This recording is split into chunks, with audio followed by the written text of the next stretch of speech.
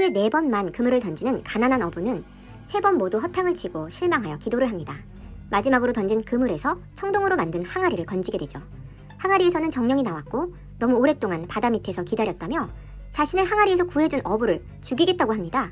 이에 어부는 꾀를 내어 다시 항아리에 정령을 가두었고 자신의 목숨을 살린 의원을 죽이는 그리스 왕의 이야기를 해주었습니다.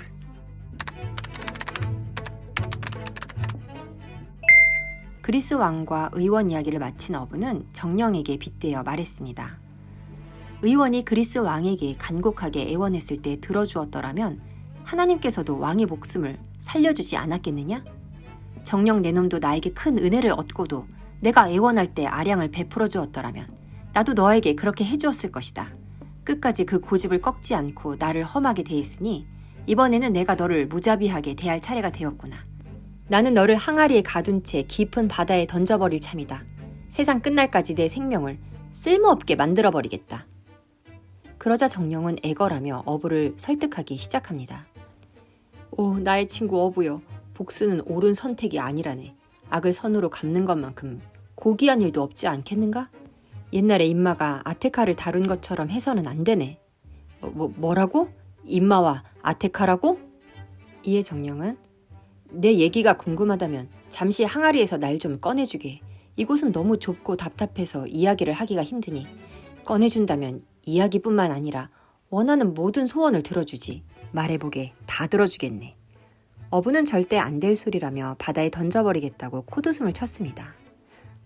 말이 길어졌군. 자, 이제 바다 밑으로 들어갈 준비나 하지.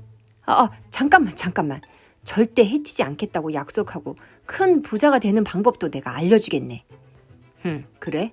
그렇지만 내가 무슨 근거로 널 믿지? 하나님의 위대한 이름으로 맹세하네. 자네와 가족들을 가난에서 벗어나 큰 부자로 만들어주겠네. 내 맹세를 믿어보시게. 가족과 가난한 생활에서 벗어날 좋은 기회로 여긴 어부는 마음이 흔들렸습니다. 어부는 정령에게 맹세를 시키고 항아리 뚜껑을 열어주었습니다.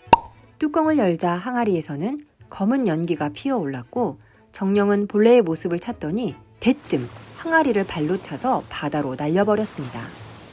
겁에 질린 어부는 무슨 짓이냐며 이번에는 내가 두반처럼 살려달라고 애원해야 되느냐 물었고 정령은 껄껄 웃으며 다시는 항아리에 들어가기 싫어서 바다로 날려보냈다고 말하며 어부의 놀라는 모습을 재미있어 했습니다. 정령은 어부에게 그물을 들고 따라오라고 했고 둘은 도시를 지나 산 꼭대기에 4개의 작은 산 사이에 커다란 연못에 도착했습니다.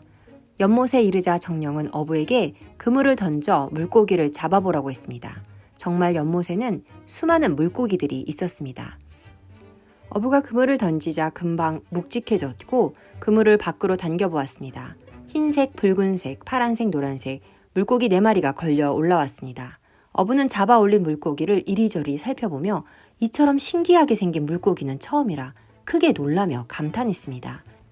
워낙 진기한 물고기라 팔면 금방 부자가 될 수 있을 것이라 생각을 하고 있을 때 잡은 물고기를 가져가 술탄에게 보여주게. 그럼 자네는 평생 만져보지도 못한 많은 액수의 돈을 받게 될 것이야. 그리고 당신이 원한다면 매일 이 연못에 와서 물고기를 잡아도 되네. 단 조건은 하루에 한 번만 그물을 던지는 것이지. 그 약속만 지켜준다면 평생 걱정 없이 살게 될 것이야. 하지만 약속을 지키지 않는다면 큰 불행이 닥치게 될 것이네. 이 말을 마치자 정령은 곧 사라졌습니다. 어부는 정령의 말을 곱씹으며 꼭 그 약속을 지키겠다고 약속했고 도성 안으로 들어간 어부는 곧바로 술탄에게 물고기를 바치러 궁으로 향했습니다. 어부가 바친 4마리의 물고기를 본 술탄은 신기하고 놀라워 색이 다른 4마리의 물고기를 한 마리씩 들어올려 살펴보았습니다. 한참을 감탄하던 술탄은 대제상을 불렀습니다. 제상은 이전 그리스 황제가 보내준 솜씨 좋은 요리사에게 이 물고기를 가져다 주시오. 이렇게 멋진 물고기의 맛 또한 무척 훌륭할 것 같아 기대가 되는군. 어부는 술탄에게 금화 400개를 하사받았고 평생에 이렇게 많은 돈을 받게 된 것이 꿈만 같았습니다. 물고기를 받은 요리사는 깨끗하게 손질해 기름 냄비에 올렸습니다. 반대쪽을 익히기 위해 물고기를 뒤집는 순간 벽이 쩍 갈라지더니 눈부시게 치장한 아름다운 여인이 걸어 나왔습니다. 이 광경을 본 요리사는 입이 떡 벌어진 채 온몸이 굳어 지켜보았습니다. 아름다운 여인은 냄비 쪽으로 다가가 막대기를 툭툭 치면서 너희들의 책임을 잊지 않았겠지? 하지만 물고기들은 아무런 반응도 없었습니다. 다시 한번 막대기로 치며 붙자 4마리의 물고기가 고개를 들더니 부인께서 계산하시면 저희도 계산하고 부인께서 빚을 갚으시면 저희도 갚겠습니다. 부인께서 도망가시면 저희가 이기는 것이고 기쁠 것입니다.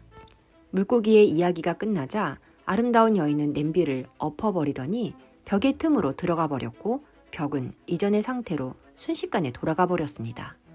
너무 놀란 요리사가 정신을 차리고 물고기를 확인하러 갔을 때 그것들은 모두 수처럼 까맣게 타버린 상태였습니다. 대제상이 물고기 요리가 어떻게 되어가는지 보러 왔을 때 요리사는 금방 일어난 일들을 모두 이야기했습니다. 믿을 수 없는 이야기에 대제상은 술탄에게 전하지 않고 적당히 둘러대어 시간을 벌고 즉시 어부를 불러 같은 물고기를 가져다 줄 수 있는지 물었습니다. 어부는 고기 잡는 곳이 너무 멀어 다음날 아침 일찍 가져오겠다고 약속하고 각기 다른 4마리의 물고기를 잡아 대제상에게 가져다 주었습니다. 대제상은 급히 물고기를 부엌에 가져다 주었고 어제처럼 요리사가 물고기를 손질하여 불 위에 올려놓는 것을 지켜보았습니다. 반대쪽을 익히려고 뒤집자 벽이 갈라지더니 어제 아름다운 여인이 지팡이를 손에 들고 나타나 물고기를 툭툭 치며 알 수 없는 소리를 냈고 물고기 4마리는 머리를 쳐들고 어제와 똑같은 대답을 하는 것이었습니다. 여인은 지팡이로 냄비를 쳐서 엎어버리더니 벽의 틈으로 사라져버렸습니다. 이 광경을 목격한 대제상은 이것은 술탄께 숨기기에는 너무도 놀랍고 기이한 일이라 여겨 바로 왕실로 향했습니다.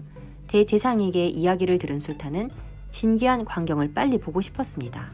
어부에게 정령이 알려준 곳에서 색이 다른 4마리의 물고기를 잡아 술탄에게 가져다 주었습니다. 술탄은 물고기를 받아 요리에 필요한 모든 것을 자신의 방으로 가지고 가 제상에게 요리를 하도록 했습니다. 제상은 물고기를 냄비에 올리고 반대로 뒤집는 바로 그 순간 벽이 갈라지며 젊고 아름다운 여인 대신 노예 복장을 한 덩치가 매우 큰 흑인이 몽둥이를 들고 나타났습니다. 그 흑인은 여인과 마찬가지로 물고기들아 물고기들아 너희의 임무를 잊지 않았겠지? 이 말을 들은 물고기들은 머리를 쳐들고 당신이 계산하면 저희도 계산하고 당신이 빚을 갚으면 저희도 빚을 갚겠으며 당신이 도망간다면 저희가 이길 것이고 기쁠 것입니다. 물고기들의 말이 끝나기가 무섭게 흑인은 냄비를 뒤엎어버리고 틈이 난 벽으로 들어가 버렸습니다. 모든 것을 지켜본 술탄은 제상에게 말했습니다. 내 눈으로 직접 보고 나니 아무래도 마음이 편하지 않소. 이 물고기들은 기이한 사연이 있는 듯하오.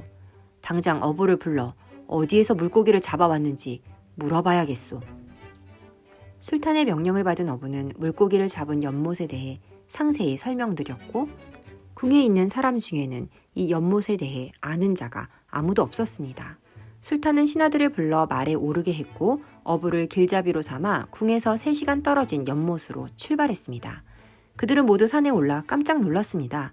산 아래에는 아무도 알지 못했던 연못이 있었습니다. 수정처럼 맑은 물 속에는 수많은 물고기들이 있었고 어부가 가져왔던 물고기와 비슷했습니다. 연못에 도착한 술탄은 이곳에 대해 왕족과 신하들에게 물어보았지만 모두 처음 와보는 곳이었습니다. 아무도 이 연못에 대해 들어본 사실이 없다니 나 또한 놀랍소. 이곳에 언제부터 연못이 있었는지 왜 4가지 세계의 신비한 물고기들만 사는 것인지 이유를 알게 될 때까지 이곳에서 지내겠소. 날이 어둑해지자 술탄은 제상을 막사로 불렀습니다. 아무도 몰랐던 연못이며 물고기, 아름다운 여인과 몽둥이를 든 흑인. 이 모든 일이 너무 궁금하여 무슨 일이 있어도 이 비밀스러운 일을 풀어야겠소. 나는 이 막사에서 나갈 테니 경은 내가 없다는 사실을 숨기고 이 막사에서 지내며 이 야영지를 잘 지켜주시오. 혹 나를 찾는 왕족이나 신하가 있다면 내 심기가 불편하다 전하고 내가 돌아올 때까지 이곳을 부탁하오. 대제상은 술탄에게 위험한 일이 생길까 걱정이 되어 말려보았지만 편한 옷에 검을 차고 야영지가 조용해지자 혼자 떠났습니다. 그는 4개의 산 중 하나의 정상에 올랐고 산 아래 들판을 내려다보니 저 멀리 커다란 건물이 하나 눈에 띄었습니다. 그곳에 가면 뭔가 알 수 있을 것 같았습니다. 큰 건물에 도착해 보니 그것은 화려한 궁전이었고 반들반들한 대리석으로 지어져 견고한 요새 같아 보였습니다. 반쯤 열린 문틈을 보며 예의를 차리기 위해 문을 두드려 보았지만 아무런 기척도 없었습니다. 이렇게 잘 지어지고 관리된 궁에 아무도 없다는 사실에 놀랐습니다. 이 궁에 아무도 없다면 안전할 것이고 혹 누가 있다 하더라도 나에겐 무기가 있으니 괜찮을 것이다. 술탄은 궁 안으로 들어가 홀에서 큰 소리로 사람을 불러보았지만 아무런 대답도 없었고 살아있는 것이라고는 아무것도 눈에 띄지 않았습니다.